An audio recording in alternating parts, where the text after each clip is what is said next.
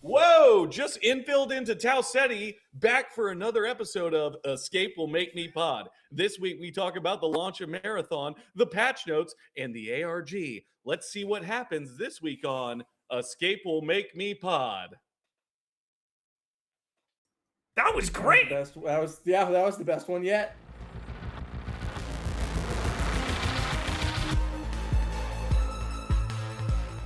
What's up, everybody? Welcome back to Escape Will Make Me Pod, episode 9. Why are you laughing there, Ryan? What's going on? We just started talking. I don't know, man. You know, stuff just happens. Stuff happens. You know, stuff happens. I'm just tickled by Marathon being here. Oh, it's so great. It's How are you guys here. doing? Oh, I'm Skarrow, joined by. This is actually we should actually do like good intros this week because we're gonna have probably like a lot of new listeners. Yeah. So this is like a podcast we do about Marathon because we like Marathon. I'm joined by Ryan and Jake. Give yourselves good intros. A good intro. A good intro. Okay. Hi, I'm Ryan Gilliam. I was a games journalist for a long time. I still am. I'm a co-owner of a website called rogue.site. I used to work at Polygon. I did Destiny and coverage for a long time, and now I'm obsessed with Marathon. So I'm here. Hi. I'm Jacob Carr. I'm a food influencer, primarily on Instagram, and an exotic dancer. Hell yeah. There we go. Sick. What's up, boys? Anything cool happened this week? No? Yeah? Game came out. Not a lot of sleep. Put a few hours in. Oh my gosh. Yes, Marathon's finally here. I've destroyed my life, essentially. It's great. Yeah. I'm having a good time. I just checked my play time. I'm at 57 hours. Oh no. Yeah. Oh no. Oh no. Oh no. What are you guys at? I'm at 82. Oh! I have but I have been writing. I'll plug. I've been writing guides for IGN.com. Which has been fun. So if you want a build guide early build guide for some of the characters out there, and also walkthroughs for the contracts, check out IGN.com. I have kept it open while I'm writing sometimes to check spellings and things like that, but only maybe for like 3 or 4 of those hours, to be totally honest with you. What level are you in game? Work. 59. Okay, I'm 67. So there's Yeah. Okay, maybe I've kept it. Okay, then maybe Okay, my friends have had like meetings and things, and we've stopped doing stuff, and I've left it open that entire time. So maybe it's been AFK for like 10 to 15 hours, but it's played a lot. It's a lot. Like, it's rank 60. I've done all the priority contracts at this point. And you have to keep in mind, so Jake's going to tell us his playtime. It's going to be ridiculous because he spent the entire week just reading the codex. So I also did some of that. So that's a good point. I spent several hours doing that too. What do you? Yeah. How many hours? I'm level 53. Okay. So not that much, but I am at 70 hours. But yeah, okay. like Ryan, a lot of notes taking. I'm focusing on the priority contracts. I've read through a few, and I have like my own separate notes document for a lot of the codex stuff. But also, I like the leveling is tied to violence. You got to be out there really fucking skinning people on the regular to get that season level up. So that's probably a part of it as well. I've donated a lot of great gear to people, purples, a lot of stuff getting out there. I've ran into Ryan, clutched it up with some randoms as well. So we're out here, we're gaming, we're having fun, but yeah. Okay. Yeah. I want to hear the Ryan story, but first, a week in, are you still letting rooks live? Because I'm killing every rook on site, dude. Okay. Yesterday, Wednesday, like the 7th day of the game being out, in true Bungie irony, we had a run that was great. We had a bunch of purple shit.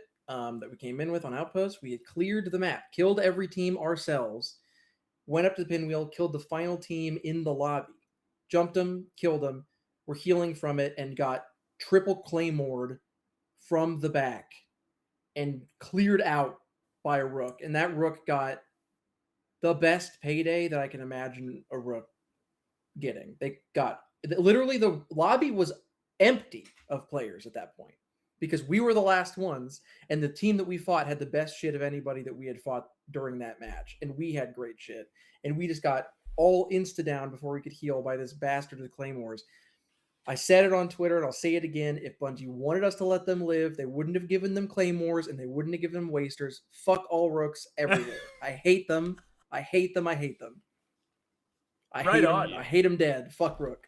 Yeah, similar. It's like you get one embarrassing moment where it's like, okay, that rook just took advantage of us. And then it's like, all right, nope, it's over now. Zero chances, zero friendliness with rooks. Yeah, it's over. This rook has ruined it for everyone. If they come in, like they're like, hey, can I join you in exfil or whatever? I'll watch them. You know what I mean? But other than that, it's like, not dude. I saw a friend of mine DC'd today. I saw a rook across the way in South Relay while we were guarding his DC'd body. And I exposed us as a team to shoot him down in the exfil. I couldn't even get his shit. This was a day after the incident in Pinwheel, and I'm not going to stand for it anymore. Yeah. They go down when I see them. Wow, crazy. I hate rook. Yeah, it's been a really interesting week because, as people have like learned the game, it is like the maps play differently. Like for the first couple of days, Marsh was a bloodbath in Algae, and now I feel like I barely see people in Algae ponds. People are like, I'm not going there anymore. People go to maintenance. Yeah. So, and I guess the quest line is no longer at intersection if you've done your first couple. So, man, it has been such an amazing week. It is unbelievable that it's finally here. We've all just been living in Marathon, and it's something special, man. I love this game so much. Yeah. They captured something with the PvP that, like, obviously that was something we were expecting, and maybe a lot of people were expecting with Bungie, but it is still impressive when you get to feel it. Where it's like, okay, they just put something out that's so addicting, and the reward system for each kill is so tactile, and it feels so good.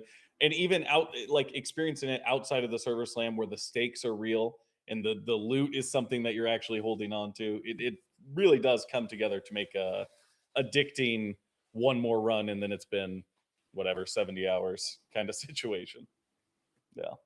Yeah, and a lot of other stuff's been happening. So in a short week, I just can't even believe, like, thinking about everything that's happened. We've had a huge ARG happening that probably unlocks Cryo. Probably. We've had a huge patch already. They've kind of showed off their tech a little bit. Like, they've been making changes to the map server side, which is crazy. Yeah. Got some updates to the cosmetic stuff. So we're gonna go through and talk about all of this. First off, the ARG. Have you guys been keeping up at all, or?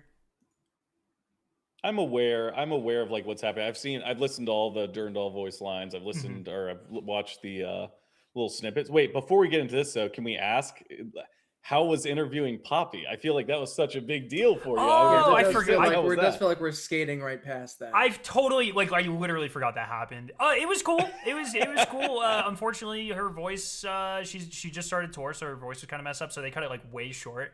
I submitted 15 questions, and they were like, okay, yeah. It was we had a list that we were gonna ask. I was like, and when I first found out I had the opportunity, I was like, do you want me to ask Marathon questions? And they were like, you can ask some metal questions. So I had just a list, and I was really excited about it. And it was so awesome. I'm glad she took the time. It was really cool. But got cut really, really short. Hopefully she's feeling better. I can't imagine that's an easy profession at all. So classic rock star style. I know, dude. That's pretty badass. That's cool. Dude. And she ended it. She didn't even plug her new album. She was like, come out and see the tour. It's like she just released an album last month. It's like, well, I guess I'll plug it. That's fine. It's a freaking great album. No, but that was really cool. I totally forgot that happened though. Candidly.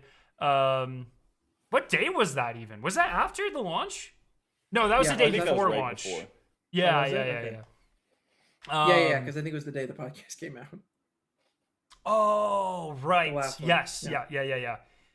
Yeah. This last week has been hell, Like a in a good lifetime. way. I haven't been sleeping a lot. I'm sure most of us haven't been sleeping a lot, and it's just been like it's too busy.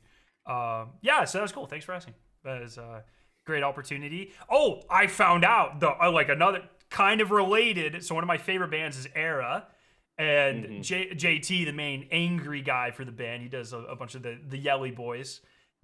He's been a huge Destiny head for years, and he was doing an AMA on Twitter or on Reddit, and I asked him, I was like, "How are you feeling about Marathon?" And he's like, "Oh, I've been loving it." And then I sent that to a couple Bungie devs, and then they were interacting with him on Twitter. So I just want to say, if Era ends up doing a Marathon song, I am at least partially responsible. So that's cool. You get the producer credit, I'm sure. Yes, They'll give it to you. They also once, just once released. once that happens, that's when we get the official next to the. Yes. You can take the away from the Marathon podcast. And just That's become the exactly official. right. But that's not until Era does a song first. So yeah. Oh god, it'd be so perfect too. Like they.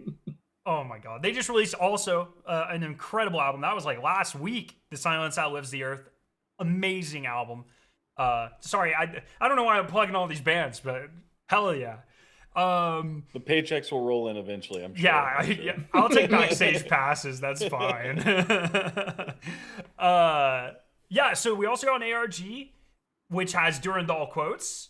That is super sick. I've been covering it all week in the channel. Those videos have been doing super well, better than a bunch of my Destiny stuff for a long time, which is cool. And people are excited. It's really cool. How they're rolling it out is like, but for the most part, pretty cool. That's my thing. My thing is like, I'm very excited. I'm glad that I think this is the cool thing about how they could integrate external stuff for the narrative and have a bunch of different avenues in terms of like how all of these pieces of information intersect within the game.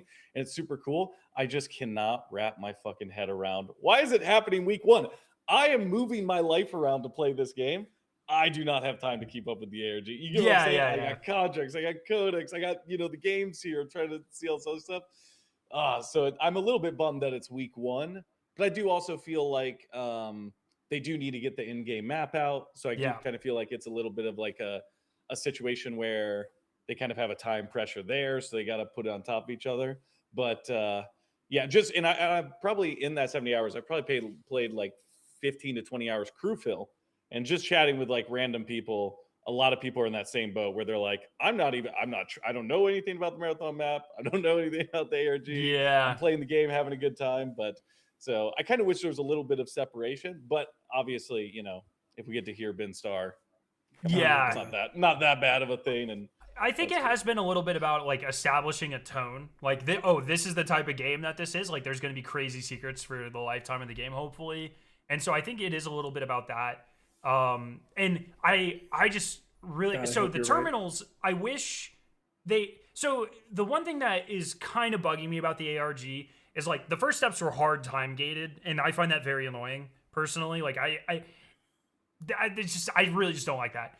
And then all of the subsequent puzzles have just had like a little kink in them to make them like not unsolvable, but harder until we get the clue, which is time gated. So like we had the A1Z26 ciphers from the terminals like day one. Like we knew all of those. And they were just like, that ended up being the password for the second puzzle, but they flipped the first two. And you had to enter them all in order, but out of order. And it's like, okay, that's fine, I guess. And now this new puzzle, like, they're cool puzzles. Puzzle 3 was fantastic. Loved it.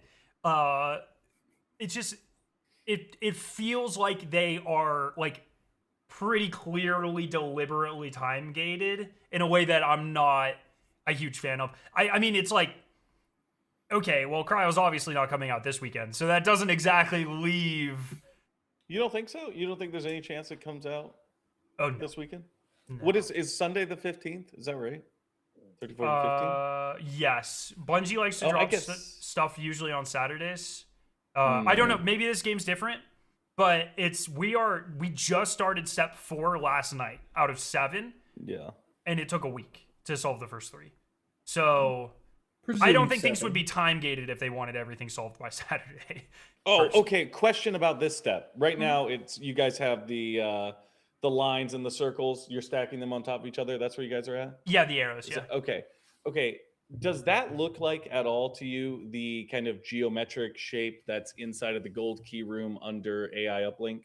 You know, the one that's like. Never been in there. Oh, Well, they showed it. Quarantine zone? I It's haven't been there either. it's in a few. It's in a few places on the map. It Okay. was in the trailer as well. Yeah. I don't know. Maybe. I just had a question. Maybe. So far, that's another part that I've been a little tiny disappointed by so far. Is all of the steps. So the only 3 steps, but all of the steps have had to do with the terminals, and I was really hoping they would hide more stuff around the maps, not just use the same assets for everything. So like, surely I'm gonna be quite disappointed if we don't end up going into the top of complex for instance.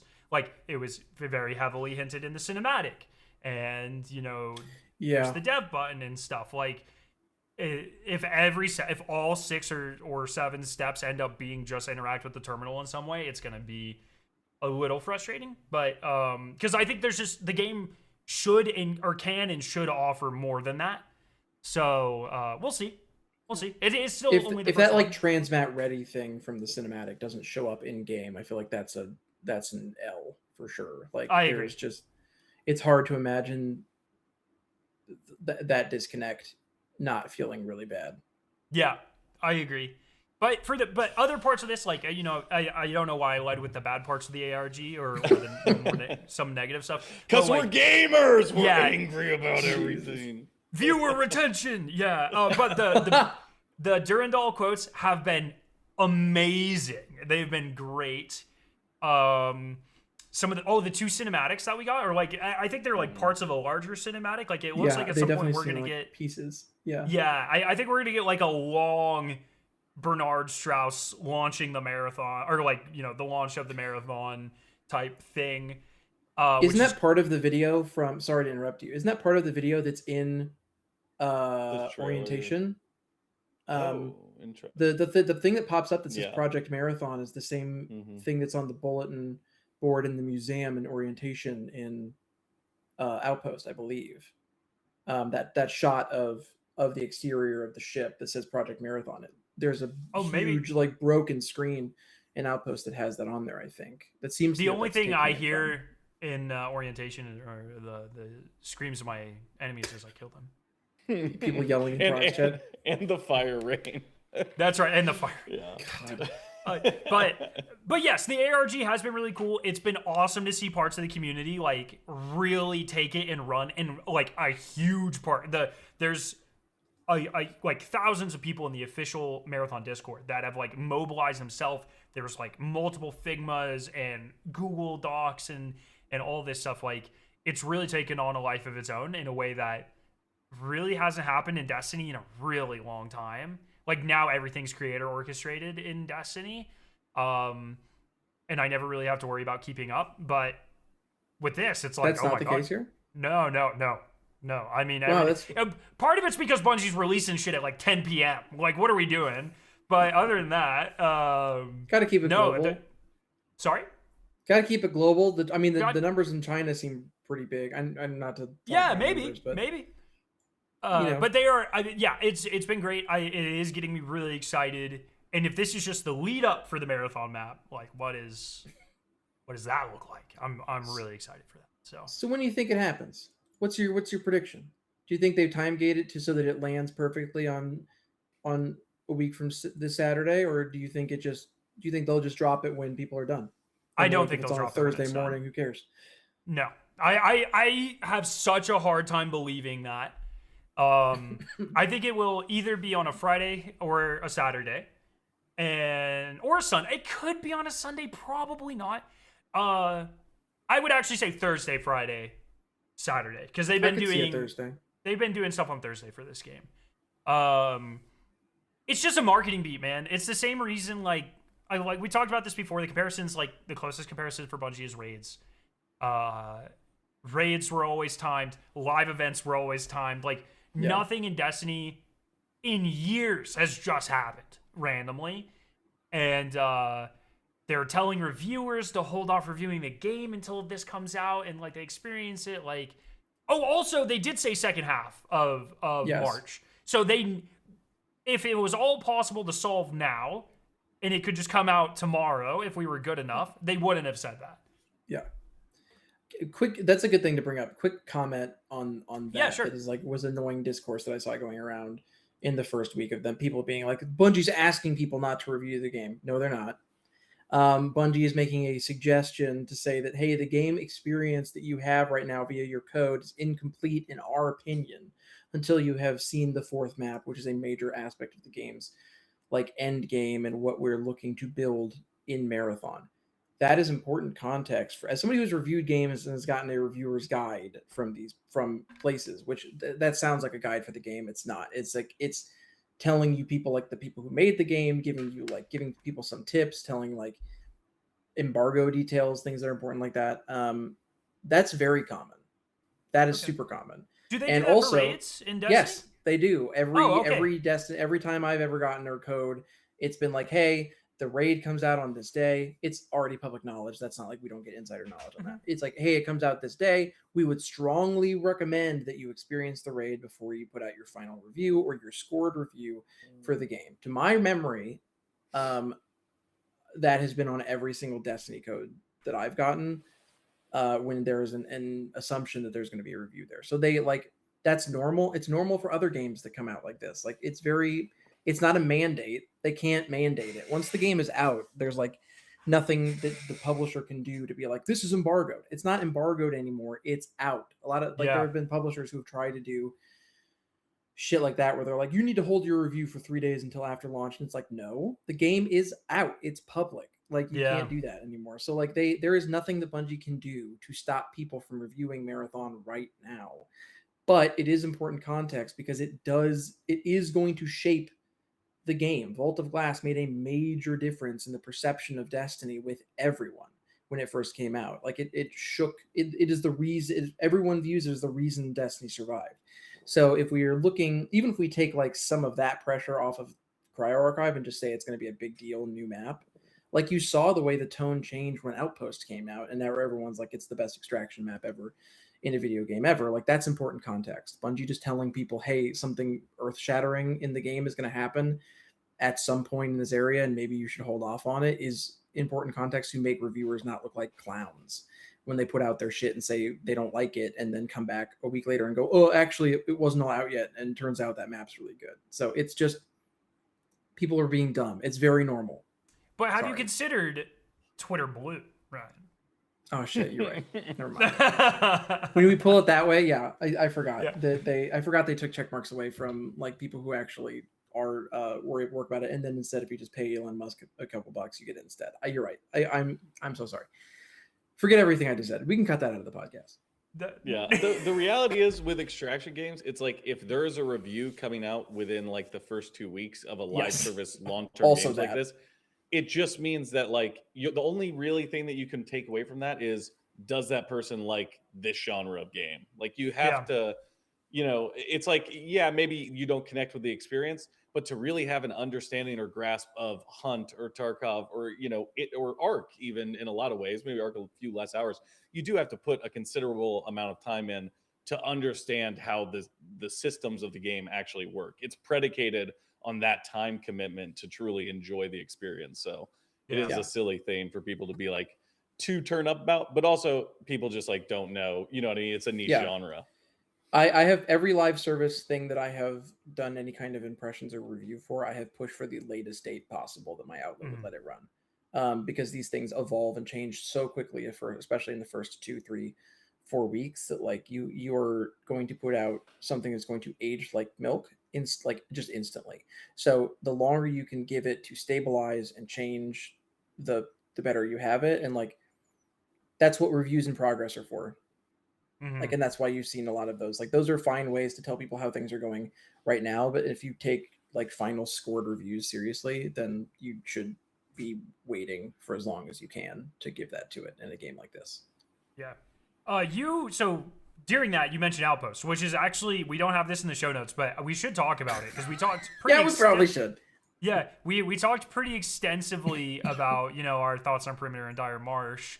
Outpost is entirely different, and it is so good.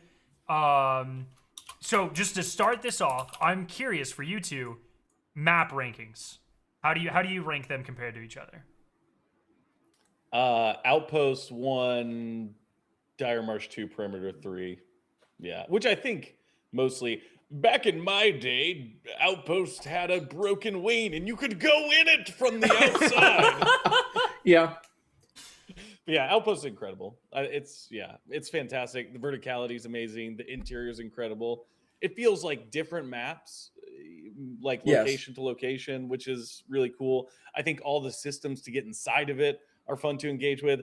Obviously, I don't think that they were prepared maybe for the destroyed wing to be so accessible. Yeah. I don't think they knew that people were going to be very instantly able to like pop up there within the first few seconds of every game. I don't know how they wouldn't, because that's how we played the play tests, like candidly, and it's like I find it surprising that they were surprised, because I played with devs and they showed me that. So it's maybe they were even told by playtesters that could be a thing. But regardless, but even with that, honestly, playing without the destroyed wing is still an incredible experience. It doesn't change. I like it better personally. I think it's way better. It changes it for rooks. The rook game changes when you can't go through the destroyed wing. Yeah, I think it's a better overall experience for sure. Agreed. Yeah. For me, I think I have the controversial take, which looks like I love Outpost as I think the mechanics of it are really excellent. I think going on it over and over again. I don't like fighting in a lot of the lower. I like fighting in the pinwheel a lot. Yeah. I don't love fighting on the ground. I don't like any of the POIs for combat nearly as much. So for me, I personally, Dire Marsh is my favorite because I like fighting in all those POIs, and I really like the diversity of the events that show up. Like whether you get a lockdown or a scorch warden, or whether they go on top of each other, or whether you get the anomaly, or whether you get there's just a bunch of different. The map feels different to me every time I run it, and also I like the Strider a lot, and the Strider fucks on Dire Marsh really hard. If you're not using a sniper, a Strider is the next best thing. It's very good. So personally, I just like fighting in every one of those POIs. I've spent so much time on Marsh versus playtests and everything, and I still love it. So for me, it's Marsh, Outpost, and then Perimeter, which is slowly starting to drive me mad. Perimeter is the most dangerous drop in the game right now, I think. With the way especially with the sound changes the way they are. Every map I played on Perimeter past day 4 or 5, every team has piled up in one POI and just fight clubbed every single time, almost universally. So Perimeter is dangerous. I don't know what kind of matchmaking there is, and if there's level based matchmaking or something, or potentially gear based. I don't know, and Bungie should not say. Bungie, do not tell people if there's any matchmaking going on behind the scenes. Never tell people. Don't tell them. It ruins. Don't do it. But I don't know what's happening, but at least in the bracket, whatever magical bracket I am, it's just Fight Club City and Perimeter. So Perimeter is just not a safe place to go in. And I like fight clubbing in but it's no, you're gonna get quad partied minimum. Marsh, Outpost, Perimeter for me. Well, we all have different opinions, boys, because I'm Outpost, Perimeter, Dire Marsh personally. Yeah, I don't dislike Dire Marsh. It's just I see you hating online. I see it. Yeah. It's. I just don't know. The flow of the games don't feel as good to me. I do like doing different stuff every time, but I don't know. It's it almost in a way I feel like the route I take on Dire Marsh is the same every time. It's always, hey, swing around the back of algae, sweep in, clean up anyone there, go to intersection, go to bio, and it's and maybe that's the just outskirts of Marsh are very undervalued by most 100%. teams. Very undervalued. There's a lot of sneaking around you can do.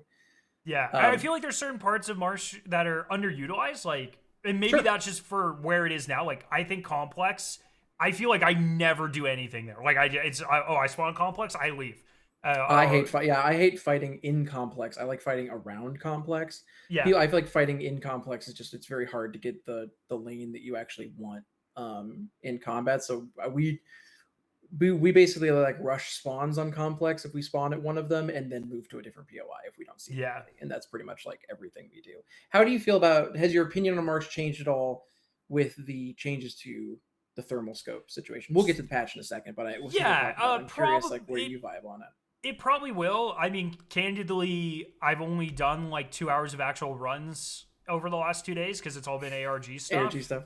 Yeah, and maybe 2 of those runs were on Marsh. So thermals definitely needed to be reined in. I'm sure it does affect the Marsh experience quite a bit. It does. But, oh, you don't think so? No, I don't think. And also, it's just that I feel like the balance of the thermals, yes, they feel really good. And yes, you can reach out and touch people. And I get that it's frustrating to be hit with a sniper from a different POI. But also, that's what I kind of like about Marsh, is that everybody's touching everybody all the time. Yeah. But for me, my thermal is like kind of useless now, because if I'm sniping, I want to be on the edge of one POI sniping into a POI. And if they're not popping up in thermals, which is 100 meters now, so I kind of need to be inside within the POI to actually see them on thermals. For me, I can't see shit. Like, it's actually worse than a regular scope if I'm not close enough to them. That's interesting. I feel like, so let's establish baseline here for people that maybe be out, new viewers might be out of the loop, not as hardcore. Marathon launched thermals, you could just like see almost forever. Like they were very far. There are many. I think it was 180 meters, right? It was longer. It was longer than the actual range of the long shot. Yeah. And then a bunch of clips went around with Skarrow sniping people, and that ruined the fun for you at home. I did have quite a few clips where I was hitting people from like freaking. I know. I'm not wrong, is what I'm saying. But yeah, so I think they needed to be tuned. I think that was the smartest thing. Like the range. That's right. That's actually was my proposal, because people were like, "Oh, it should use the heat system." One thing I like that they changed with the thing is with the range is they are less purple now. Like you can use them more as a real scope. It's still harder to see, but it's better than it was. I think in season 2, my wish is what they would do is to rework them to give them a toggle. I think if you could toggle, even if like the scope itself is not as good when it's toggled off, like it's still like it doesn't have as much like some of the other scopes have a really nice zoom to them and a really nice like just the dot sights feel really good. Even if it doesn't have any of that, even if you just took off like made it less opaque, could do it less opaque, but it couldn't detect thermals. And even if you had to like unscope to re-hit it or something, I would like to have the option of disengaging the thermal so that I can actually fucking see when I'm going far away. Mm-hmm. And so it still gives you that option if you can still see with your eyes while still allowing you to be like, oh, someone's going into a smoke or the fog is really intense in our POI. Like I would like to make them, it's a good nerf. And I agree with you, Skarrow. I think it's a necessary nerf. I just think that now they need a little bit more like quality of life to make them so they don't feel like bad when you're not getting the thermal on it. Yeah, they just they're so valuable, especially with like 98% of people running Void right now or Assassin right now. Like it's such a valuable thing. Really? And that's a made up number. I don't fucking know. Oh no, I'm saying I'm saying you feel like you're seeing a lot of Voids. I feel like constantly. I'm curious to talk about like where people feel about where the runners are at right now, because I feel like Void is, at least in trios, is like easily the worst of the characters. I don't agree. We'll talk. But yeah, we should talk. But sorry, I don't mean to interrupt with that. No, you're fine. I feel like people know the value of signal jammers, but they don't. At least in my whatever matchmaking, but they don't reapply them, and then they'll throw smoke towards the end of an engagement, and then it's just like. I kill people all the time through smoke, and they just don't know. Yeah. It's just such a valuable. It's so much free information. I don't know. I still think even like on every gun I run, thermal sights, just like by default. They're definitely good. bully. They're definitely super strong. Yeah. And yes, on Dire, it does hurt a lot more than it used to. On Outpost, Thermal's still like by far the best sight. It's not even close. Yeah, the ability to like clearly see silhouettes like barely through windows. Yeah. On something like Outpost is huge. You can just like scout across it, because especially since it's so tight, like you don't outrange the scope on something like the volley rifle. So you just like aim down sight from dormitory and you can see just like the footprint movements, or like there's so many like very, very tiny windows and you can see someone running by and you're like, oh, there they are. They're right there. They're in that room. And it just completely, it's huge. Yeah. But this is gonna... Go ahead, Jake. Well, I was just going to say, this is going to fall in line with kind of all my thoughts about the patch stuff, but it's like with the thermals, with the UESC health, I just think they're pulling the trigger way too fast. I think you got to give people time to feel it out, because ultimately, how many people do I kill and they have signal jammers on them? It's like people don't know to use the items yet. People don't know the best strategy for bots yet. And so they're making changes that I think are a reaction to very early game stuff that...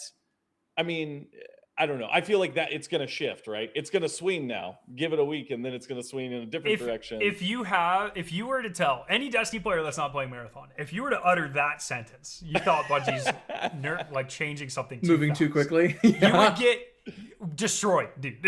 Well, okay, like back in my day, Shatter Dive was broken for 8 months, Jake. Do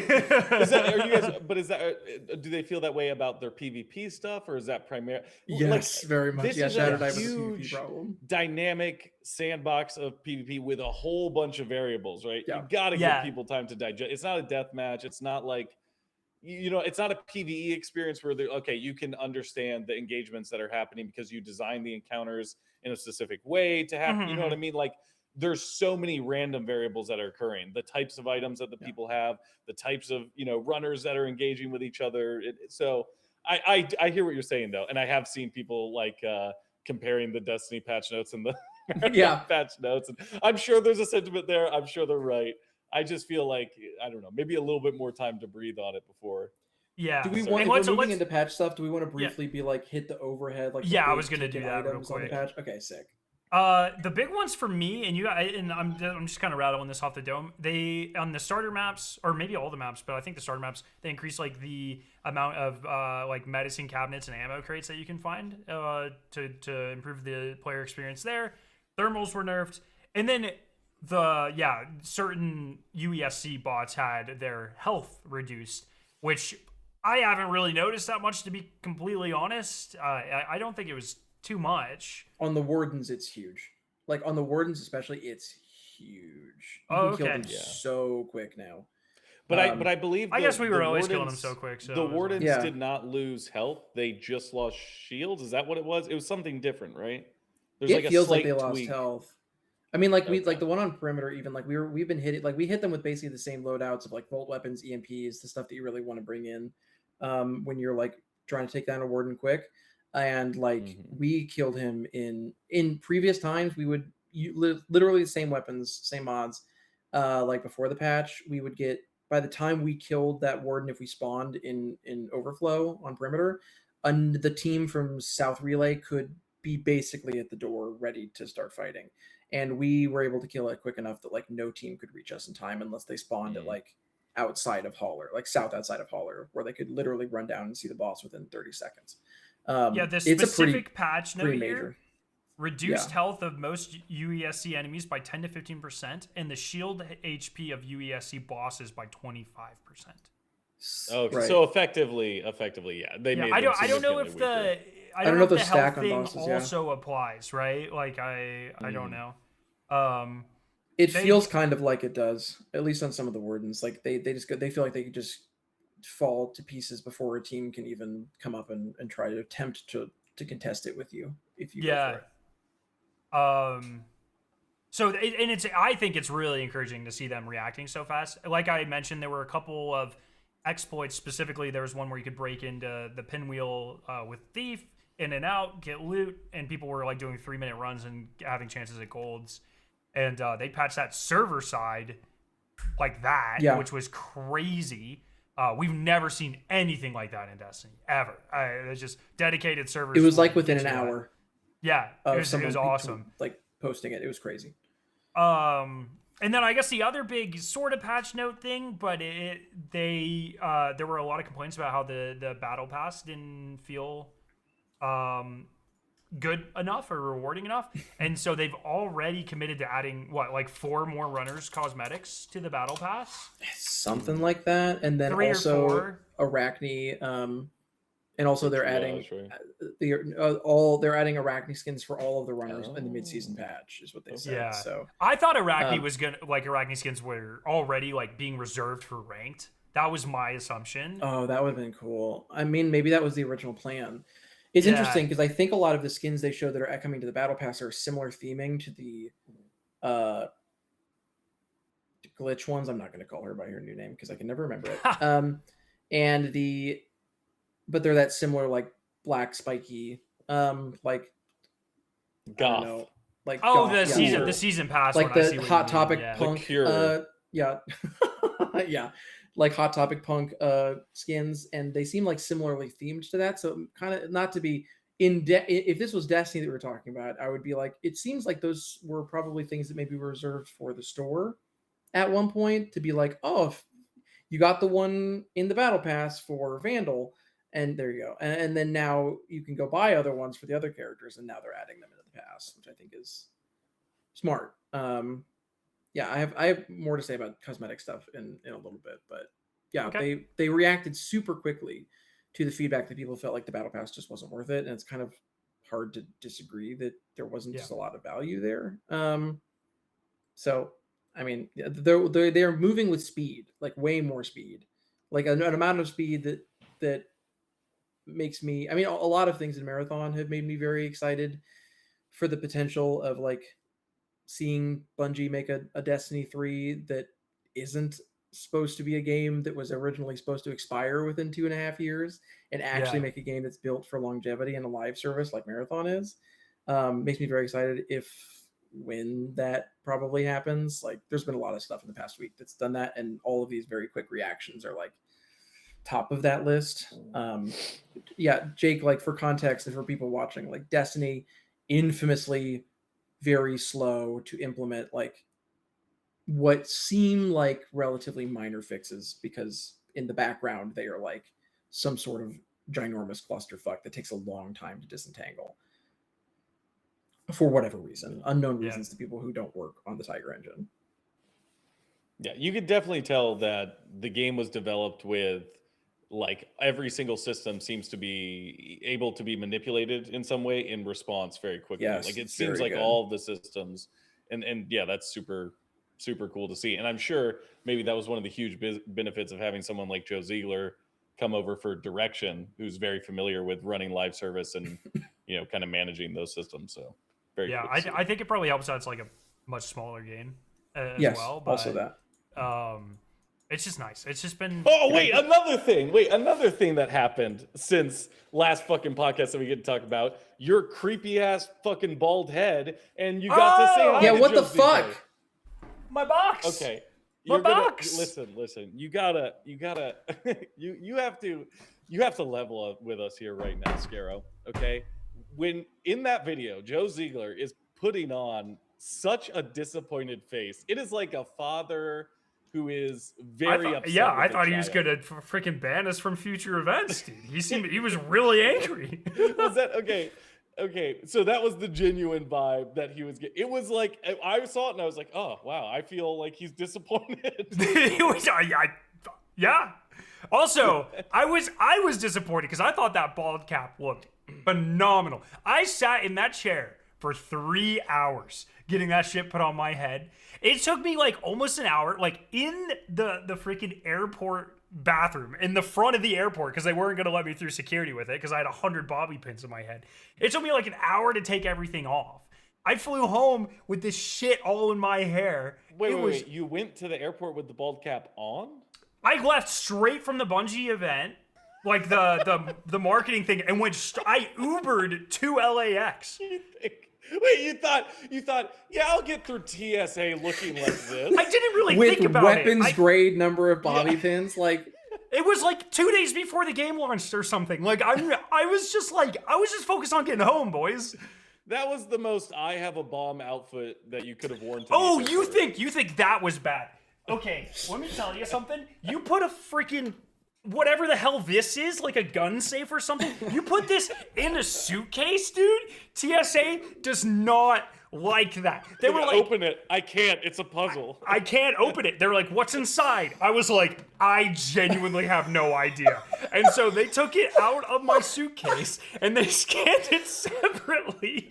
And they were like, they were fine. They were just like, all right, you can go. And I was like, you're not gonna like search me or anything? I was like, do you see how my hair looks right now? It's like all freaking like matted and shit. It was awful. And no person is gonna like not raise their hand and be like, I'm not sitting next to this guy on the plane. You have the glasses on. I feel unsafe. I feel unsafe. I didn't have the glasses at this point. So those were my list. So I gave those back before I left the event. It was also an overnight. Or no, it wasn't. No, it was like, what? When did I even get there? I got home really late. That's what it was. So I like slept the whole thing, and then we recorded the podcast that night, right? Yeah, we sure did.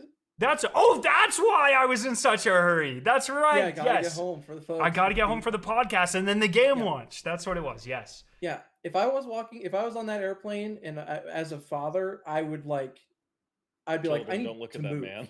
But I don't feel safe with my children around this human being. Have you guys seen Sin City? You know the gold bald like monster guy from Sin City? That's literally what it looked like. That's so good, dude. Oh, we should put an edit with your face on the Sin City guy. Oh, someone yeah, do it. Horrific. Yeah. No, that was an experience. I still have no idea what the hell this is. And like I said, like I keep telling people, like they're like press buttons. It's like it's all touch and it doesn't do anything. So I have no idea. Are they capacitive buttons or like? No, it's like. Are they physical? No, it's like a flat screen, and it doesn't do anything. This might be a thumbprint thing. I don't know. Is that just a router? That looks like a router. Like it looks Yeah, like they painted like USC on like a Nighthawk, and I'm pretty sure it's a safe or a lockbox. Like it's got a coax cable up to it. I mean, it does look okay. Not like some great fan of TSA, but to TSA's credit, it does look like the gun go in there. Well, they let me through, so apparently, yeah. I can confirm Bungie did not give me a gun. I could say that probably. Yeah, apparently, TSA not that fucking safe because they let a troll with a gun go into the fucking airport. A literal goblin man with a gun. They were like, "Yeah, that's good. Come on, you're fine." Yeah, that was. Yeah, we'll let you on the same plane as people's families. Go ahead. Was that just, dude? I'm losing my mind. That was just last week. Yeah. Oh my god, boys. Yeah. Time flies. Yeah, that was a literal not this last Monday, but the Monday before. Hey, do you want to record tonight? I'm on the way to California for reasons. Okay, guess we'll do tomorrow. Did we record on Tuesday or Wednesday? I think what day did I get back? Came out Wednesday, Tuesday night. Oh my god, dude, I'm so stupid. I can't. It was bad for me. Milo flew like 30 hours in a day. Like I don't understand. Like, and there's like Call of Duty stuff this week, so like, yeah, that kid's having a busy time. Yeah, he's yeah. I don't know, man. But whatever. I need sleep. It's a bad map. It's what I've heard. So I haven't played it, but it's Nuketown Zombies again. Come on. Yeah, man. I'm gonna die early from sleep deprivation. It's gonna fucking happen. Kids, that happens to the best of us. Drink water and sleep. Okay. Yeah, sleep all the time that you can. And don't trust. Time where you can. Don't trust rooks. Those are my 3 points of life advice. Can't. Drink water. On site. Sleep. On site. Sleep at least 7 hours a night. Kill every rook. Yeah. Also, you missed the two most important things, which were, well, I guess we already talked about it. Disabling the disabled wing, and then also the 10 to 20 meter radius for the contract objectives, which I think was a good call. That's so helpful. Some of those were really some of those were really kind of a pain in the ass to find. At The least if you Mida don't, ones are good. The Mida ones are hidden, but yes, it does feel cool to do. yes. There is the game also doesn't do I mean, I don't know if we want to talk about the onboarding conversation, but like the one thing the game could have really used help on is telling you that if you hover your mouse over the objectives, it gives you way more Yeah. detail of where you can find what you're supposed to do and where you're supposed to go and what you're supposed to do it. Yeah, Like what you're another supposed to be UI doing when you do thing, it. right? That's Another just UI. like I think the UI is quite good once you get used to it, but like that's just the thing where it's like just another thing that like they could have told you yeah, that there's that so much information is information there. buried within the Yes. UI that once you learn that it's there, it's like it's very Extremely useful. But so many of them are very many layers deep. So Yeah. you know, is what it is. The drone wing. Oh yeah, destroyed wing. I'm curious how they fix that. How I think I would fix that is you give the buttons way more health, so you have to make a lot more noise to destroy them. And then it tells everyone when you open it. Just like the elevators, when you go up the elevators, it's like pinwheel accessed. So if they're like destroyed wing open and everyone knows, I think that helps a lot. I think Yeah. with the audio adjustments they made, if I think what they should do is just fill the fucking destroyed wing with commanders. Like, hey, in response to how active this site is, UESC deployed way more people. Put a commander at the end, just like in the command wing, and then put like a bunch of bots. Just make it way more dangerous. So that you have it's like forcing a fight through it if you're gonna take it. Interesting. I think the way that I would like to see them do it is a little more like bespoke, but and do something like have like on the build, like on the top of dormitories, on the building, like on top of flight control, and then on top of orientation, have some sort of like light or like laser thing that if you go and activate it, it points at the destroyed wing and shoots like a very visible laser. And when all three hit it at once, that deactivates the barrier. So it's this very loud visual of the thing moving into position, and you can see very clearly from any point in the map how many of these things are active and how close someone is to destroyed wing. Then it doesn't necessarily have to be like, hey, everyone's coming in. They can still make it a stealth way to do it. But in the same way that lowering the drone thing is a stealth way to get in, but makes so much fucking noise, it just doesn't it just doesn't tell the lobby. And also like you're deeply unsafe while you're doing it. So if you have to like climb on these buildings at the top and then you hit it and it does like a spotlight into the sky that then rotates into position, everyone knows exactly where you are. That way it's still quick, which I think is what they want it to be. Like they want it to be like a quick way. And it still is like moving past the more like corporatized way to get into it. Because like I think generally the map flows quite a bit better when you can't instantly get into it. I think it makes like it's a way better, just like it feels like the map is working as intended now. The problem that I have with it is I think finding green keys is a real pain in the dick compared to finding the other ones. And like I like running around looking for the green key spawns is inevitably the last thing that we're doing after we get all the masters and yellows that we want. We're just like, where the fuck are the green keys? They do have set spawns. I know they do, Yeah. but there are so many different spawns for the green keys. Yeah. Like all the red ones, like I know exactly where they are. Mhm. All the yellow ones, I know the places to check for. There's so many spots for so few green keys. Yeah, if it helps, it's annoying. There are like 4 buildings that always have a green key, probably more, and they all have like 3 spawns. So it's like once you learn them, like dorms, there's 2 spawns in the bathroom, there's 1 underneath, and then it's just like you can just check them, and it will be at one of those spots. It's just annoying. The searching for the green keys is the thing that my team spends the most time. Like as people who feel like we have a pretty good grasp on the mechanics of it and know we need to like, okay, we need to grab 2 masters in a yellow and a 3rd master is ideal so we can get out of the exfil if we need to. Like we get our keys we're supposed to, and then we spend our time running around being like, what the fuck are the green keys? Is like every time what we end up doing. So, which to be clear is a symptom of the fact that when we learned where the key spawns were, you could really get into destroyed rings super easy, so you never needed green keys. So like I'm sure that's a big part of it. But I find pixel hunting for green keys when I don't know where they all are to be the least engaging part of my Outpost time. Yeah, fair enough. I think Outpost needs at least 1 more enemy team on it. I just the way we run it is like we have everyone cleared within the first 5 minutes of the map, and then it gets like significantly more boring after that. And Well, it's, but okay, well, hold on, wait. Before we go making changes to the game, what is your? Have you played any crew fill? Have you played any solos? Have you done I any played of those? quite a bit of Rook at this point. Rook. Okay, so Not Rook much in crew fill. trios with the best people playing the game. Is that the? Is that the? Hey, I'm our just saying opinions with matter that one. too, Jake. What's No, happening? hey, listen, I'm not Whoa, saying it doesn't whoa, matter. I'm just saying whoa. you're calling for Is more this a violence. Destiny community? What streamers don't we're not allowed to have opinions? Jake, what's happening? I'm just saying. You're asking for another team on Outpost. Some of us are down All here right, in the fine. gutter. Okay, in We're dragging our rated fucking or bag. ranked or whatever the hell they're calling it now, in the competitive mode, I hope every One more map team. has at least one more team on the map.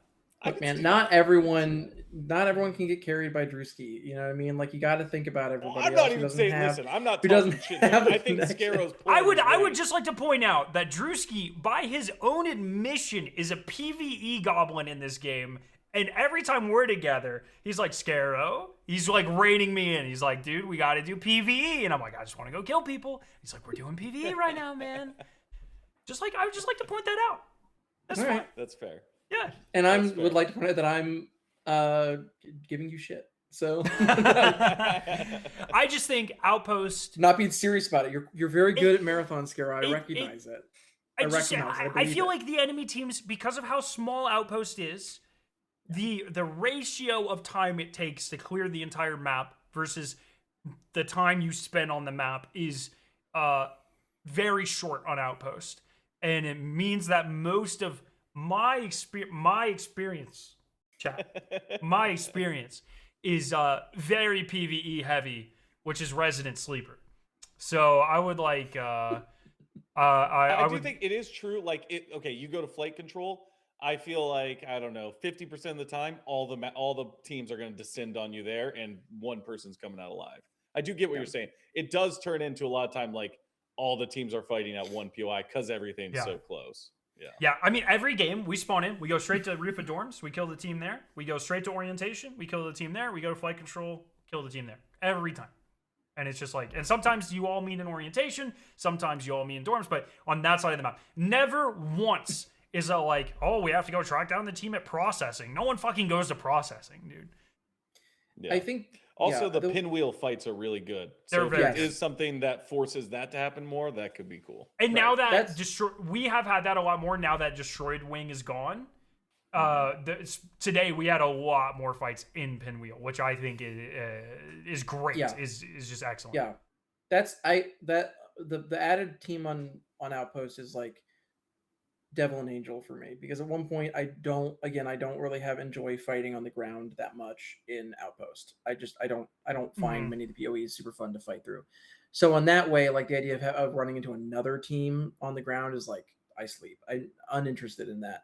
But the idea of like, okay, I could, by the time we get up to pinwheel, usually there's only one other team alive, and it's a duel in pinwheel for who gets all the loot, and that's it. So the idea that there could be a third party in pinwheel now because there's another team, I'm interested, because right now the only people you get third party from is fucking rooks, and they die immediately, and I hate them. They just take up my ping resource to stress me out. And I'm realizing now the podcast is kind of a devil and angel on either of your shoulders as well. Oh, that's Me, true. of course, over here, and then Avenged Sevenfold metal guy over there. To be fair, this is like dad metal at best, right? Like, this is not really devil. This is like in high school what you think the devil would wear type shit, types fit. And that's a phrase I've been saying a lot this week. Types fit. That's good. That's going to catch on with the kids. That's going to be the next my community 6, has been 7. loving it. We already have memes that people have been sending me. So we got memes. Oh, dude. 1 second. Check the Discord, boys. Give me a second. Say something. 1 second. So BRB, memes. Don't worry. Chat. Deal with it. You don't get to see this. New podcast segment. We laugh at memes you can't see every week. That's part of the show. That's pretty good. Meme reaction time. All right, check chat. Is this Unk content? That's what's happening right now? Okay. Like, yes, it's a deep fried spit meme that says type shit. We got emojis. That's pretty good. Yeah, low-genuinely very fire type shit. I wonder if I can find a way to add. 1 second. Let me see if I can throw this in the. Let me save this to my computer. Surely it could be edited later, but this is preview No! radio. So So this is it. This is And if this you're is listening the to- podcast segment. if you're listening listening to this the on audio, podcasts, fuck you. if I you're guess. on pocketgamer.com Next or week. whatever, what's that shit called? Pocket Cast. Come Pocket, on. look at that. Oh, look, this is actually just Ryan's picture now. Hell yeah, dude. This is why I got a Alright. haircut. Yo, type spit. Oh, and now for next week, send in your Minions marathon memes for us to That's show. and react right. to, Rooks and is post minions. on our Facebook. Yes. Yeah, Rooks as Minions for next Good. week. Saying banana. Are there bananas in the? We know there's blueberries and strawberries because there's posters for them. Yeah, Are what's there the new good cow ass banana posters? situation there, Jake? Yeah, I need to know that. I mean, bananas sure are they're rough working on on Earth. They almost went extinct. I mean, if you guys ever played Blotro, you should know all about the Gross Michael and the Cavendish. You know, I'm also aware that modern bananas aren't what bananas were like just 100 years ago. that's what I just said. That is unfortunately. And I just understand said exactly that what first, Skarrow and just said. Skarrow edited it to make it seem like he said it first. Just so everyone this watching goes up These against guys are the not audio Blotro notification knowers. of Doing that. Anyways, yeah, that's enough meme stuff because I want to go play the game. So, That's enough. The meme segment is ended. yeah, deal with it. What's runners question mark mean? Yeah. Well, who do you think is the worst runner then? Oh, recon. Really? What? Not even That's close. Yeah. No. yeah. No. You're just It's saying the- that because you've been No. playing her for codex entries. And I hate every don't- second of it. It's I- the yeah. two. It's easily the two runners with no movement abilities, but triage is actually useful. Of course, you think that. I don't need recon because I have fucking eyeballs and thermal scopes. That's all I need in my life. The recon, like when you get pinged thing alone, has Yeah. like saved Yeah, recon so has many fights. No matter Incredible what insight, character yeah. I'm on, I know when I get pinged. This I is, just okay, feel this is, this is That another is- experience where it's like, okay, all right, you're right. Sorry. If you're the best player in the game, like Skarrow, you don't need to know when you're if you're getting pinged. carried by, You don't need Drewski, wall hacks. Ah. Scarrow's better than wall hacks. Everybody, he doesn't need them. Yeah, when Bungie said marathons on dedicated servers, I am dedicated servers. Okay. No, I despise every second I'm on recon. I just cannot stand Yeah, it. because she's slow. Because she's supposed to be. Yeah, she's awful. And that's like the antithesis of how you're the movement kid and everything you do. But conversely, I still love Vandal. Thief is really growing on me. I was gonna say, I think you have a tough pill to swallow with Vandal because I kind of feel like Thief has eaten her lunch on pretty much everything she's good at, The big and then difference, adds additional utility into the kit. if I'm on if I have to do PvE stuff, begrudgingly, if I have to do PvE for like a MIDA contract or something, Glitch is better for that. The cannon is awesome for PvE. One shots white bots, kills all the other ones pretty fast. So does Recon I think Spider. the by that charge argument. No, might.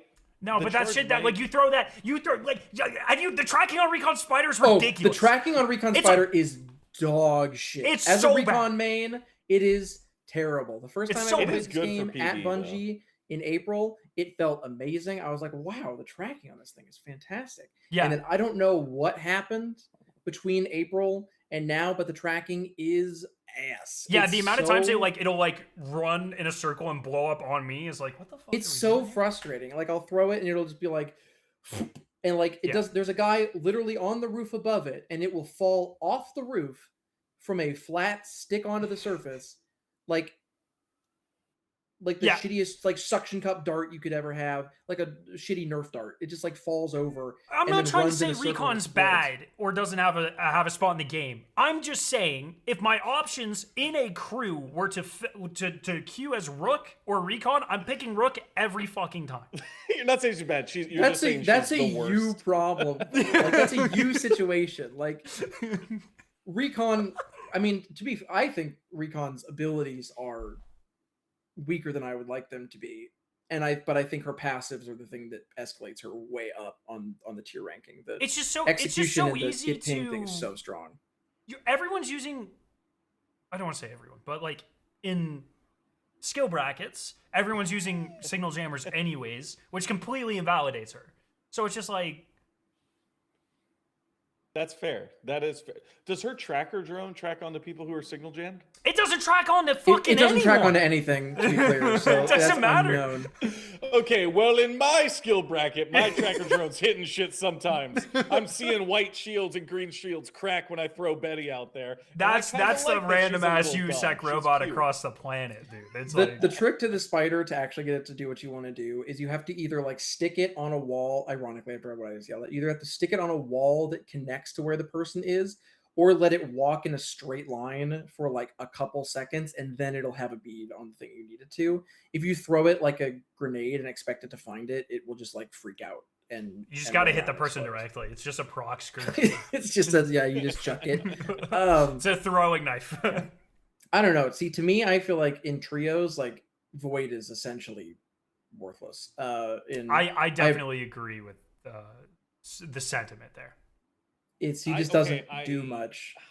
I think Assassin and Destroyer, I think, are my least favorite runners, but I actually think they're the highest skilled ones to play because I think Assassin has Destroyer, I huge agree with that. potential for rotations and stuff, and the invisibility is still good. I kind of felt like people were going to get used to seeing it, but it still surprises people. Even close range, I feel like people still get caught up by that.